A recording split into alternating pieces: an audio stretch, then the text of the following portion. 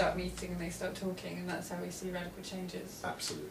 I'm just curious to know, I mean, sort of you've alluded to the Occupy protests earlier on, and we've been talking to Steve Baker a couple of weeks ago, who sort of said brilliantly, if this is capitalism, I'm not a capitalist. Yeah.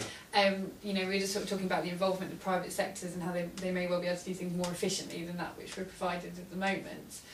Is capitalism an ideal state for you? I mean, how do you see capitalism? Because I think you said to exist is to make choices. If we live in a capitalist society, as I see it, that would be how it would be possible. You know, we could make more choices and we could choose the efficient resources. Yes, yes. I mean, it is true. I mean, I'm you know, I'm a bit of a randroid. I'm a bit of an objectivist on this point.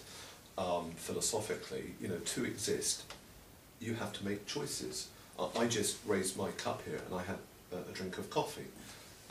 That was my choice. I could have chosen not to drink coffee, or indeed never to drink again.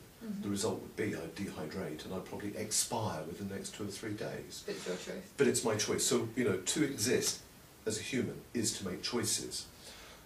We all make choices, and we all make good choices and bad choices, and we live in a very subjective world. I think that once you accept the right to self-ownership, once you accept that you own your own body, and if you want to put a tattoo or wear jewellery or consume alcohol or a drug or have a, you know, whatever your sexual preferences are or whatever, that is about you having the right to self-determination because of self-ownership. An awful lot stems from that.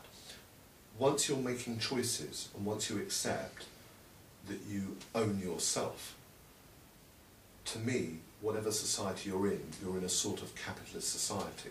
You're in a sort of free market society. Often these labels, I mean, the word capitalist conjures up all kinds of beauties and horrors, so I'm always slightly nervous. Well, I think as well at the moment in the press it's getting quite a negative rep, because it's sort of, people are misconstruing the idea of capitalism, or as we would understand capitalism, you know, particularly the Occupy protesters, they're sort of up in arms about capitalism, but they're not relating it to the similar... Absolutely. But, you know, to be fair to the Occupy protesters, I think, and to lots of friends on the left, when they hear the word capitalism, they're under no illusion.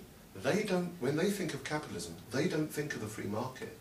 No, what they think of is rather similar things to those that I think of. They think of capitalism resting on a political and state elite in bed with big business stitching up the market for their advantage.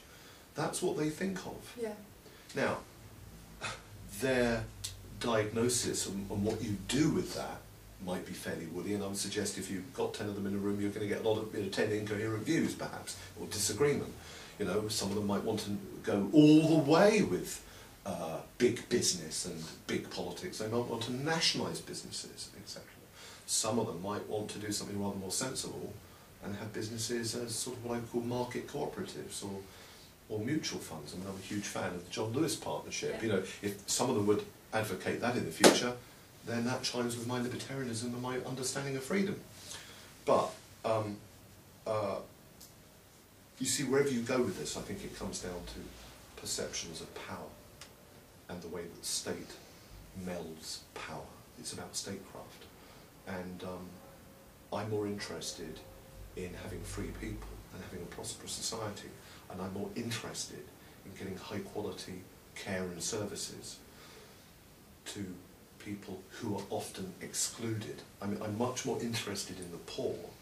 I'm much more interested in the 40%, in the 20 or 30% of people who get a lot less resources out of the NHS than I am in the people who can afford Bupa or go to Harley Street. You know, but to me, you need a real open, free market and dynamic society. You need to use the market in its open, diverse and liberal sense to really to undermine those traditional monopolies. To get what you want.